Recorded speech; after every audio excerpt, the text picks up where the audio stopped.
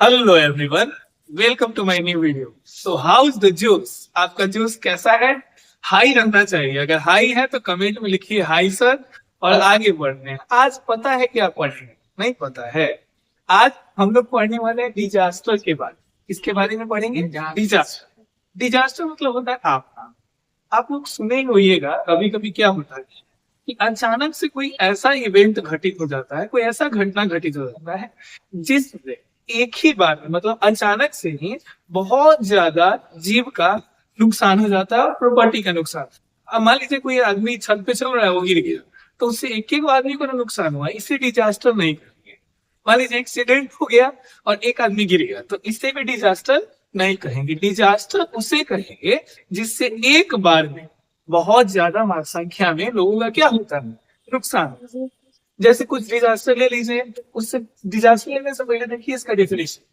Sudden events यानी अचानक घटित होने वाली घटनाएं that damage to human life, जो मानव के जीवन को क्या करते हैं? क्षति पहुंचाते हैं। डैमेज मीन्स क्या होता है? क्षति पहुंचाना।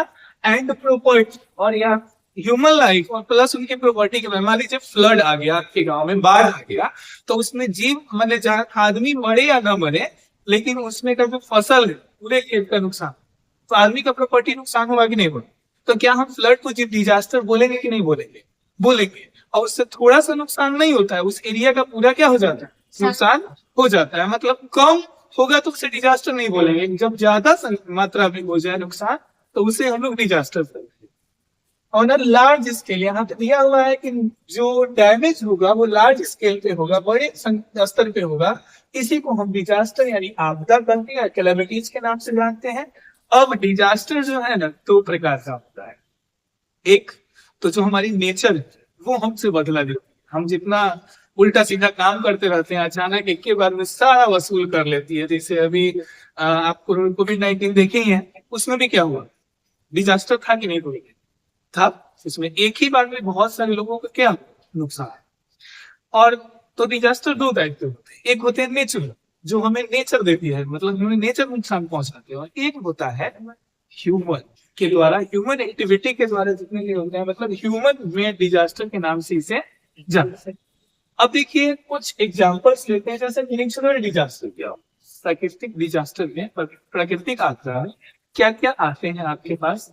तो नेचुरल डिजास्टर में सबसे पहला जो डिजास्टर में हम पढ़ेंगे वो होता है अर्थक्वेक। ठीक, क्या पढ़ेंगे? अर्थक्वेक। अर्थक्वेक बोले तो भूकंप। भूकंप क्या होता है?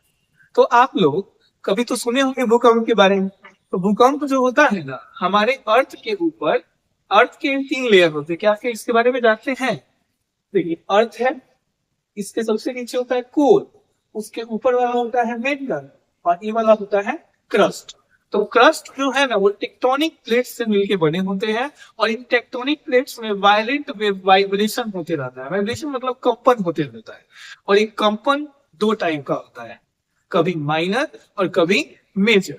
और माइनर कंपन तो लगभग डेली होता है, लेकिन माइनर कंपन हम लोग को फील नहीं होता है। वहीं जब भी मेजर कंपन होगा यानी मेजर वाइब्रेशन होगा तो हम लोग को फील होता है और हमको लगता है कि भूकंप आया है। अब भूकंप क्यों होता है? तो टेक्टोनिक प्लेट्स के वाइब्रेशन की वजह से भूकंप होता है।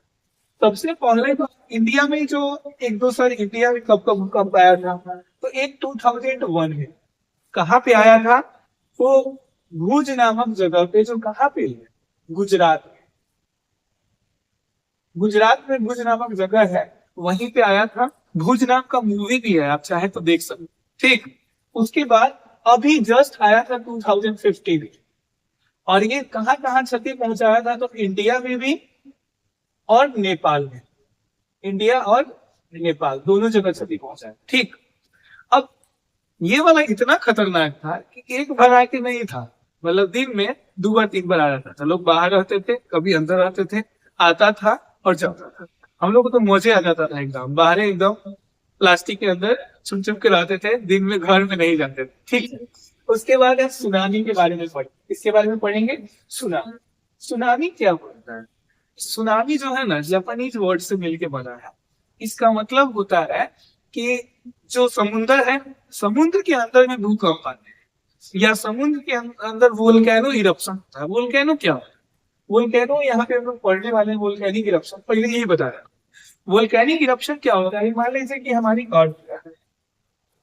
अर्थ के नीचे कोर में होता है मैग्मा, मतलब कि लावा होता है, धधकता हुआ आग, जो इसमें किसी वजह से क्या होता है, बाहर निकलता है। तो क्रस्ट में एक होल करके बाहर निकलता है और पूरे में फैल जाता है। जब ये बाहर निकलता है तो ये मैग्मा एकदम हॉट मैग्मा होता है। इसी वजह से इसको क्या बोलते हैं, वोल्केनो बोलते हैं। तो वोल्केनो समझ में आया? वोल्केनो एक ऐसा होल होता है जो क्रस्ट में होता है, जिसके माध्यम से अंदर से लावा बाहर निकल के आता। अब इसमें वोल्केनिक इरप्शन अगर मान लीजिए ऊपर हुआ तो आपको नॉर्मल दिखाई देगा। अगर मान लीजिए समुद्र के अंदर हो गया तो ये जहां पे भी वोल्केनिक इरप्शन होगा वहां के पानी को क्या करेगा, उठा करके फेंक देगा। अब उठा के पानी फेंकेगा तो पानी जाएगा कहाँ? बताइए, मान लीजिए कि यहाँ पे समुद्र है, ऐसे ही घटा है, इस समुद्र है, इसमें पानी भरा हुआ है, तो इसमें जब ये निकलेगा फेंकेगा तो पानी सब किधर जाएगा, इधर ना आएगा। अब यहाँ पे मान लीजिए घर बना हुआ है, तो पूरे घर को क्या करेगा, तबाह कर देगा। तो ये भी क्या होता है, डिजास्टर होता है कि जब भी सुनामी आते हैं तो एक ही साथ में बहुत सारे पानी को उठा करके और फेंक देते हैं समुद्र से बाहर। कहाँ कहाँ पे आते हैं, तो समुद्री इलाकों में, तटीय क्षेत्र में आते हैं। हमेशा समझ में आ गया कि नहीं यार? तो सुनामी में क्या होता है, पानी का एक ऊंचा लेयर अचानक से आ जाता है जो वहां के सभी एरिया को साफ कर, समझ में आ गया, कुछ भी नहीं छोड़। अच्छा, वोल्केनिक इरप्शन आपको समझ में आ गया है। फ्लड देखिए, फ्लड यानी बाढ़। बाढ़ जो होता है, हमारे यहाँ आसपास बाढ़ होता है, देखी है बिहार में तो बाढ़ का एकदम पूरा एक जगह सूखा पड़ जाता है, अचानक आता है पूरा है। बिहार में एकदम इतना ना ज्यादा प्रॉफिट में रहता है, कभी लॉस नहीं होता है, लोग भूखे मरने लगते। या तो कभी सूखा पड़ जाएगा, पानी की कमी, इस बार हम लोग पानी पटा के रुके हैं, बाद में आ गया बाढ़, पूरा एकदम डुबा गया। मतलब एक के बार सूखा, एक के बार बाढ़, फसल समझ ही नहीं पाता है कि हम लोग पानी वाले हैं कि बिना पानी वाले हैं, कौन से सीजन के फसल है। ठीक, तो फ्लड जो होता है, अचानक से किसी नदी में बारिश होने की वजह से या किसी डैम से पानी छोड़ देने के कारण अचानक से बहुत सारे जब पानी आ जाते हैं तो वो एक एरिया में तबाही मचाते हैं, वहां की फसल को बर्बाद करके चले जाते हैं। जब यहाँ से नुकसान हो रहा है, इसी वजह से हम इसको भी डिजास्टर के श्रेणी में डाल रहे हैं। इससे एक दो को नुकसान होता है कि बहुत ज्यादा, बहुत ज्यादा। अब है ड्रॉप, सूखा।